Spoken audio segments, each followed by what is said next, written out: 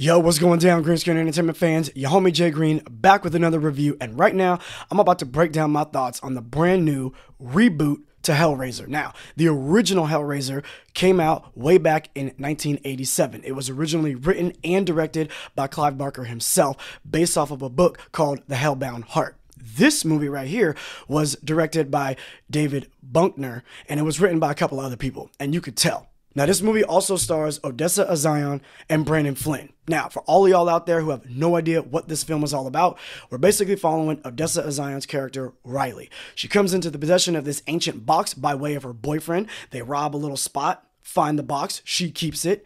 She opens it up to summon the Cenobites. Now, the Cenobites are some kind of intergalactic, interdimensional, horrific type creatures. Basically, demons, if you will. You ask them for something and they're going to twist it all around, and what you thought was going to be pleasurable or beautiful ends up being disgusting and murderous. That's what they're all about. So she ends up opening the box. The Cenobites are kind of like after her in one way or another, but by happenstance, other people that she's using to help her solve this issue end up getting like cut and pricked by some sharp edges on the box, and now the Cenobites are after them conveniently. And then by the end of the movie, she ends up finding out a way to let everybody else die, and then she gets to go away and everything is all good. And that's pretty much what the whole fucking movie is. Now, was I a fan of this? You can probably tell by my sarcasm, no, but let me tell you why. So the main reasons why this film didn't work for me was, one, there's like no true character development. There's no real narrative that makes sense to what we're kind of following. And also at the same time, there's no world building into the Cenobites, the box, how anybody got the box, and how the rules of this game actually work. So because of that, knowing what I know about the original film, I'm kind of checked out completely, because you're not even following the rules or creating the Cenobites to be truly sinister type characters. Let me revisit the original with y'all for just a moment. So the original film, back in 1987, written and directed, like I said, by Clive Barker, based off of his book. In this film, it's not even truly about the Cenobites or the fact that you can open the box and summon these demon-like creatures. It's really about this husband and wife who probably don't even like each other. At least the wife for sure is not really feeling the husband. In fact, we find out in that film that she had an affair with his brother like sometime in the past, right? But when they go to this house, something happens where they're moving in there and her husband gets cut, some blood spills up on the floor, it goes into the ground in the attic, and then brings back to life his dead brother's remains because he got fucked up by the Cenobites earlier in the beginning of the movie.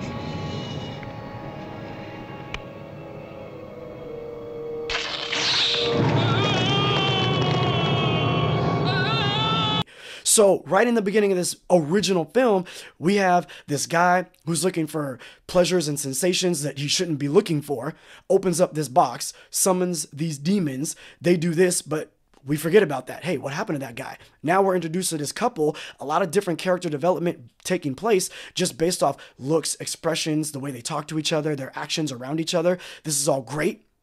Then she finds out, oh snap, who the fuck are you in the attic? Hey, I'm Frank. You love me, don't you? Help me come back to life. And then now she's bringing dudes back to the crib so that he can kill them, use their blood and whatnot, if you will, and their life force to come back to life. That's a really interesting story.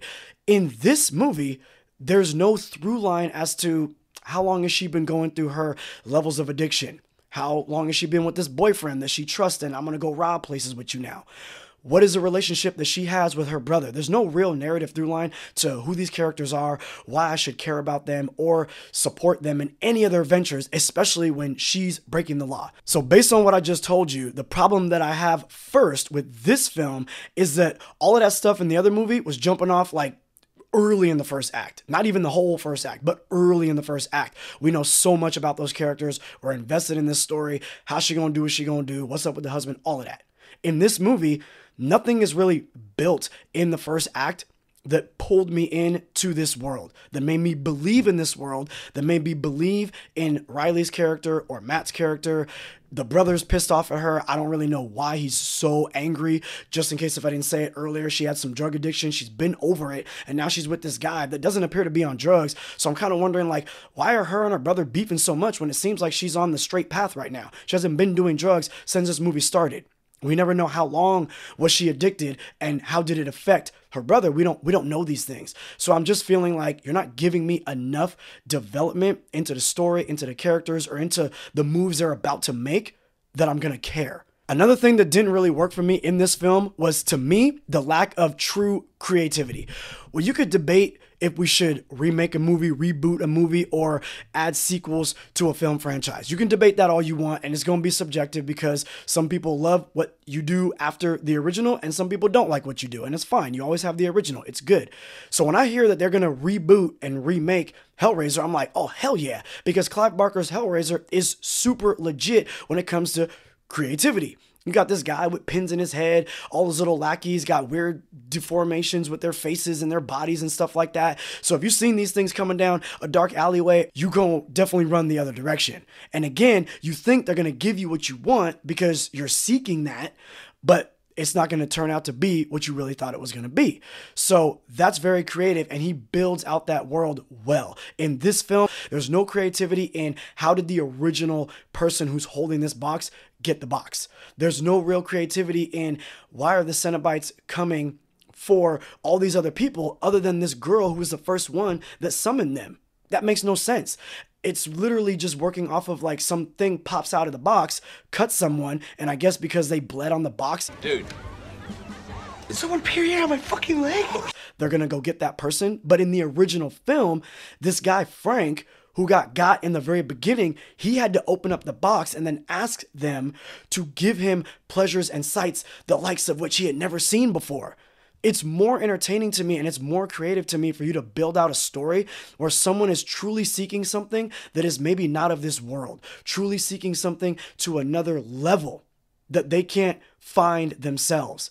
So they rely on these demon-like creatures to give it to them, and oh shit, we got a little bit more than we bargained for.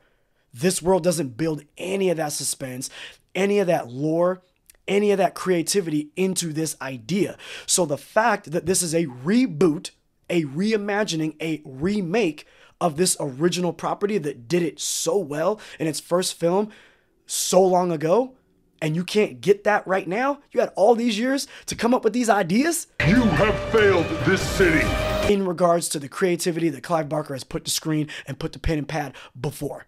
Some of the other things that I really didn't care for in this film that I think are a major problem are some of the plot holes or the narrative issues that I had with the film. And what I mean by that is this.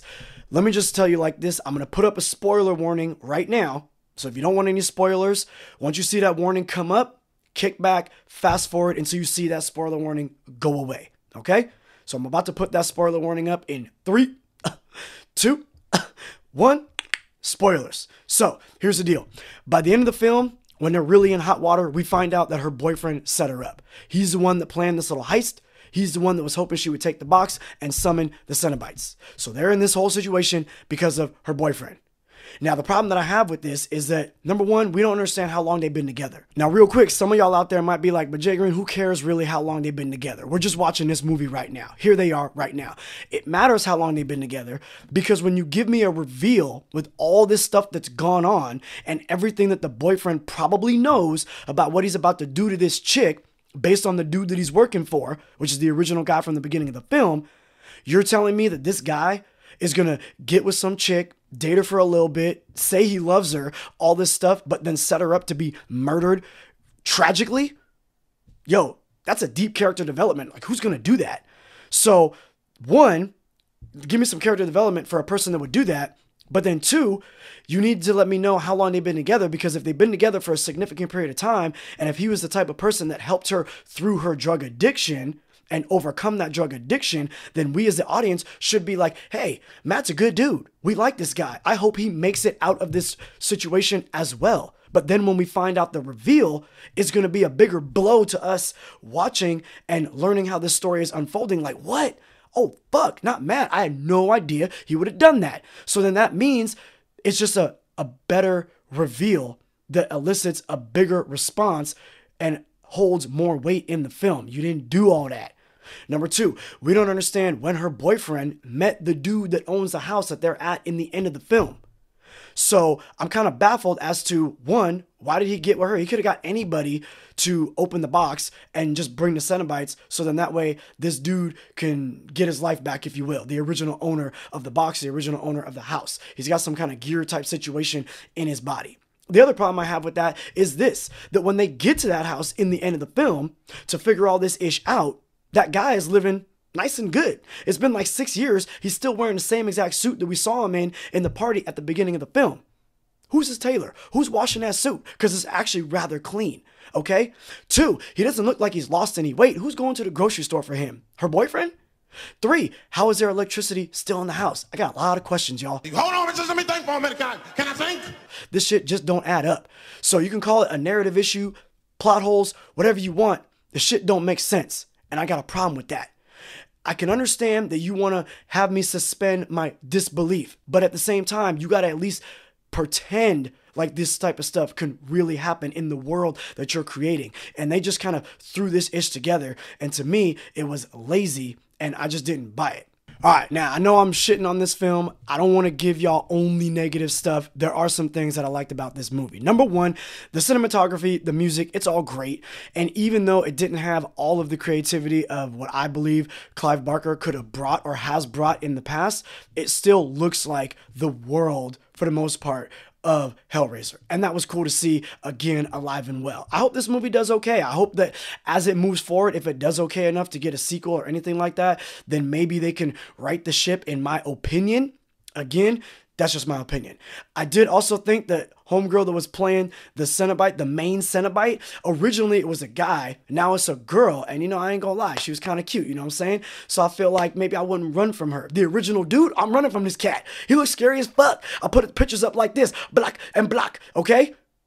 The female one, I don't know, she's kind of cute. So I like that, you know what I'm saying? A little bit more tantalizing, if you will. Yo, anyways, I hope I gave you a little bit of insight, a little bit of knowledge if you want to check this movie out, or if you want to check out the original. You can find it on Amazon for sure. I don't know if it's on Hulu, but this one, the remake, the 2022 version, it is on Hulu. So check it out in the comments below. Tell me what you thought, all that jazz. Your homie Jay Green, I'm out.